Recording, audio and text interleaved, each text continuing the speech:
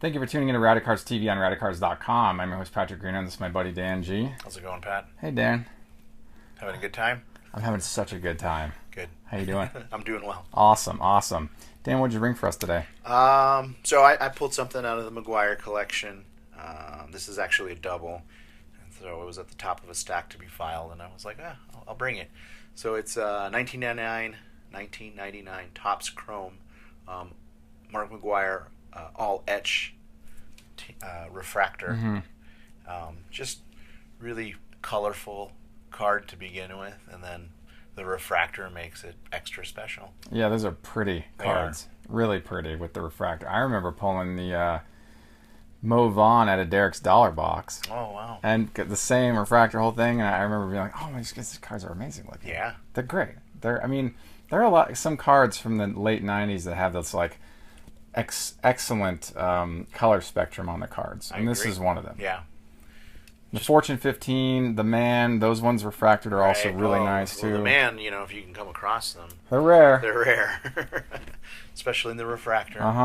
Right, but really just a cool card, and so I thought I would bring it and share it. And nothing super, exciting, but still really just a nice looking card. Truly. So. Really nice stuff, man. Now, you said this was a double. Yeah, I have a couple. You have a couple of these. Yes. And now, when you first bought this card, did you specifically look for it at the time? So the first copy I got, I hunted down. You did. Had seen it, and I believe I bought it on eBay and probably paid 3 times what I paid for this one. Right? Do you remember what you paid for it the first time? I don't. I really don't. I think I paid $350 for this one. Yeah. So, I think that's probably low, considering what they normally go for, and it was a part of a few things that I had bought. Sure. So I'm sure the shipping savings also factored in. Gosh, yeah. But I want to say that the first one that I bought, I probably spent between $10 and $15. So good stuff, man. I like the. I really like this set. Yeah, it's a nice, and it's affordable. Yeah, it's not super crazy, right? No, it's not. You could probably put the whole set together in a sitting. Yeah, online. Yeah, I'm sure. Just right, one cherry pick one here all the way through. Card shop and dig through the dollar box. You might find a few of them. Truly. So. Yeah, man, this is a good talking point here. I really like this era of Topps cards with a lot of aesthetic appeal toward the late '90s. And they've always been really good at that. There are a lot of excellent sets in '96. Right. That are just really cool. Wrecking Crew refractors were some of my favorites from the '96 run. So. Well, as a McGwire collector, 99 is just a massive year. That's the home run chase, right? Yeah. And they just cranked out all kinds of cards. So, Topps Chrome, in comparison to 98, I think there's, maybe a dozen Topps Chrome cards for McGwire 98. Yeah. And there's easily hundreds in 99. Oh, easy. So, it's a fun year to collect. Yeah. So. And they did the home run card number 220, home run number 1 through 7. Yeah. And then there's the Topps version, and then there's the Chrome version, and then there's the refractor version, and You gonna try to chase all of them? They're on the list. I pick them up as I come across them, but I don't really actively seek those out. The refractors, you can sometimes pick them up. I think for a decent price. They're usually more than I'm willing to spend. Considering that there's 70 cards in the set, 210 cards to chase. Just in that number 220, right? And number 70 always fetches. That's the big one, right? Premium, yeah. So did they short print 70 or is 70 the big one because that's the milestone that's card? Just the milestone right. card. Yeah. It could be short printed. I don't know for sure, but the refractors were pretty hard to begin with. Yeah. But 70 seems to be the big one, and then. What is it, 67? What was Roger Maris's? It wouldn't have been 62, right? Because he was a 61 and 61 against Mickey Mantle. Right. So whichever one was the actual home run breaking one is a big card as well. Sure. So. Yeah, until Bonds came in the market. Yeah. Love it. So cool. Thanks for bringing that by. I love that set. Sure. So cool. Such a great set.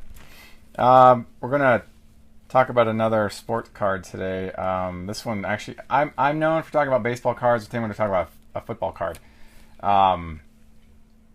This is 1999 Donruss Precious Metals Ryan Leaf. This print run on this is 25. It's the only one I've ever seen of this card, and I've recently begun collecting, a few Ryan Leaf cards here and there that I like, and this just falls right in that category perfectly. I picked this up several months back. Actually, not that many months back. I'd say I got this in early February, and it was sort of a thing where I was like searching for something else, and I came across this, and I was like, well, I'm gonna try to get that. It's in the case that I got in the mail, so I haven't prepped it. I'm really behind on stuff that needs to be prepped and archived and scanned. So this is I just grabbed it out of the stack in a Card Saver 1, and really glad to have this in the collection. These are exceedingly rare. I don't know if I'll ever see another one under 25.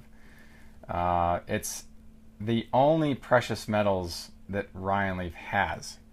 He didn't get another one. Yeah. His career was really short. I wanted to get something like this in the collection. Not rookie year, but it doesn't matter because these cards are just so rare. Right. They're so rare. And I was really happy to have this one in the archive.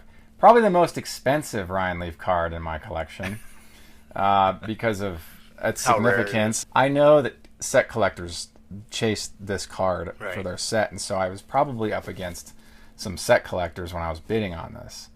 I'm happy with what I paid for it, but I remember thinking, gosh, I paid kind of a lot for that. Right. I mean, he was one of the NFL's biggest flops. Yeah, no, I know, but he's actually a really decent guy. No, he really is. Coaches high school teams. In his current life, I'm actually really proud of the man he's become. People give him such a hard time for being such a big flop. Okay, fine, but he's actually become a really good guy, a good human. Mm-hmm. And I'm actually really proud of him as a human. He's a good dude, and so this is just one of those cards I was like, well, I was happy to have it. It showcases him in his prime, in his time in football, even though it was a short-lived career. But it's just a great set. They did these in baseball, obviously, and in hockey. I've always liked the Donruss Precious Metals cards. I've considered working on the sets, and I might at some point down the line. They're getting harder and harder to find. I just almost never see them in any sport. They come up occasionally. They pop because the sets are kind of big. Right. And so, this set is 30 cards. So there's a lot to chase in 99. So it's encased? Yes. And so it's a smaller than normal card? Every single Precious Metals is encased like that. All the sports. Wow. Every card, every baseball, every hockey, every football. And so are they thicker at times? They're all about that same? They're all exactly that dimension. Huh. I remember when I first discovered Precious Metals, I had the same thought. I was like, so they're encased. I was like, why are they encased? But that's just how they come. So I have seen pictures of them, but I've never actually seen one in person. Oh, so this is it. It's fascinating. Yeah. I've got the Thomases. If you want to go to the museum, you can see the Thomases. From 97 and 98, and same thing here. They're in this plastic container. That's cool. Sleeve that you pull out of the packs. Really rare stuff. Excellent roster of players in this set, as always. They always hand pick very excellent players, and you can make the argument that while Leaf didn't have that biggest career, is definitely a big prospect for a couple of years, and so.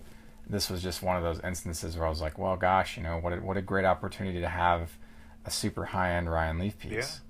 Yeah. And so, I mean, this kind of fits in line with that, 98 Top Stars, Luminaries, Gold Rainbow number 5. Mm-hmm. I acquired some years back, 98 Fleer Brilliance, 24K Gold, because that was, the football was in 98. 99, a similar design, it's 24K. So when I first came across that card, I was like, well, I guess that's from 99, but then I learned that the football design is actually from 98. Right. So you got Randy Moss, and then you've got Leaf, and then a couple other big names in that set, and they did it in basketball as well. Great set, just a cool set. No, it is cool. But this is It's a nice ad. I rarely add football cards, but I'm sort of toying with like every now and then cherry picking like a card from another sport, and it's just rare for me. So this just really fit with my collection because of kind of my taste is sort of like Lamborghini. It's very luxury. my taste is very expensive, but I was really happy to get this. This is cool. This is a great card to have.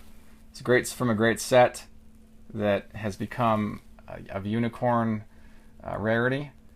And once I get it out of this thing, I'll probably just put it in another Card Saver one and have it sleeved and scanned and whatever else. So make it in a penny sleeve on there too. So this is the first time you've seen this? It's the first time I've seen one in person. Really? Yeah, I mean, these are really rare. And they're just really, really rare. 25 copies of this card. I track some of the McGwires here and there as they come up, and sometimes they go astronomical prices. And sometimes they go a lot less than I thought. Yeah. But I had never seen one in person, just scans. And the case does not scan well.